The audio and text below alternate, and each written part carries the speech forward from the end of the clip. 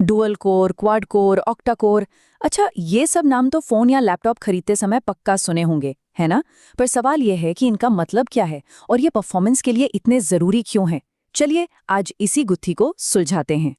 हाँ, और यही तो वो सवाल है जिसका जवाब जानना बहुत जरूरी है, क्योंकि इसी से तय होता है कि आपका अनुभव शानदार होगा या फिर डिवाइस बीच में ही अटक अटक के चलेगा, खासकर जब गेमिंग या वीडियो एडिटिंग जैसा कुछ भारी काम कर रहे हों।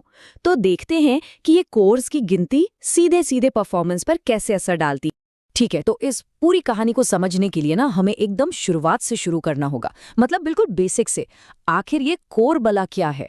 इसको आप ऐसे समझिए जैसे ये हमारे डिवाइस के दिमाग के अंदर का ही एक और छोटा दिमाग है।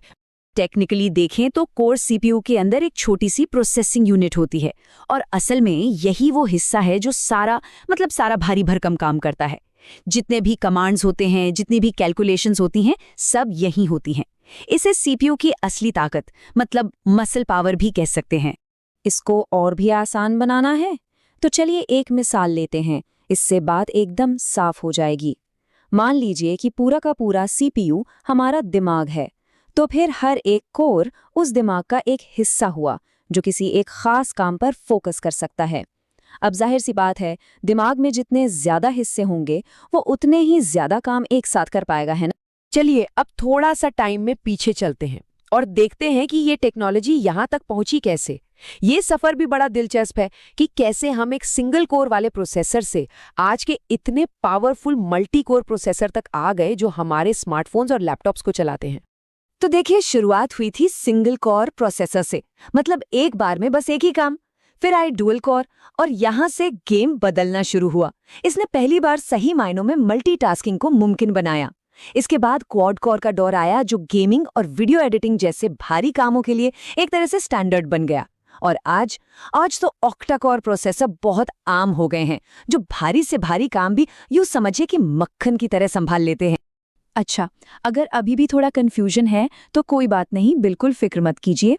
चलिए इसे एक बहुत ही आसान रोजमर्रा के उदाहरण से समझते हैं जो इस पूरी कहानी को एकदम शीशे की तरह साफ कर देगा। जरा एक दुकान और उसके कर्मचारियों के बारे में सोचिए। ठीक है, तो कल्पना कीजिए आपका जो सीपीयू है वो एक दुकान है और उस दुकान में जो लोग काम कर रहे हैं, जो कर्मचारी हैं, वही आपके प्रोसेसर के कोर हैं। अब सोच कर देखिए, अगर दुकान में सिर्फ एक ही कर्मचारी है यानी सिंगल कोर, तो काम कितना धीरे धीरे होगा, है ना?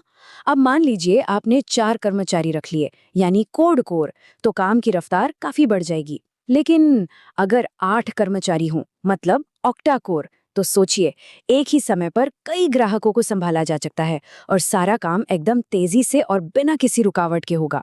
बिल्कुल बिल्कुल यही चीज सीपीयू के साथ भी होती है। तो इस सारी बातचीत का निचोड़ क्या निकलता है? हमने ये समझ लिया कि कोर क्या है, ये कैसे काम करता है और ये सिंगल से ऑक्टा तक कैसे पहुंचा। अब आते हैं उस असली सवाल पर, भाई हमें इसकी परवाह क्यों करनी चाहिए? देखिए, बात सीधी सी है। जितने ज्यादा कोर होंगे, आपका सीपीयू उतने ही ज्यादा काम एक साथ कर पाएगा। इसका सीधा सीधा मतलब है बेहतर मल्टीटास्किंग। मतलब आप एक ही टाइम पर गाने भी सुन सकते हैं, इंटरनेट पर कुछ खोज भी सकते हैं और बैकग्राउंड में कोई फाइल भी डाउनलोड कर सकते हैं, वो भी बिना किसी लैग के। कुल मिलाकर एक तेज और बिल्कुल मक्खन जैसा स्मूथ एक्सपीरियंस। तो अगली बार जब कोई नया कंप्यूटर या फोन लेने जाएं, तो सिर्फ ऑक्टा कोर जैसा भारी भरकम शब्द सुनकर ही खुश मत हो जाइएगा। एक पल रुककर खुद से ये सवाल पूछिए, मेरा असल काम क्या है? मैं इस डिवाइस को किस लिए इस्तेमाल करने वाला हूँ? क्या सिर्फ वेब ब्राउजिंग और वीडियो देखने के लिए, या फिर हेवी गेमिंग और वीडियो एडिटिंग के लिए? क्योंकि अपनी ज़रूरत के हिसाब से सही कोर चुनना ही एक स्मार्ट खरीदारी की असली पहचान है। इस पर सोचेगा ज़रूर।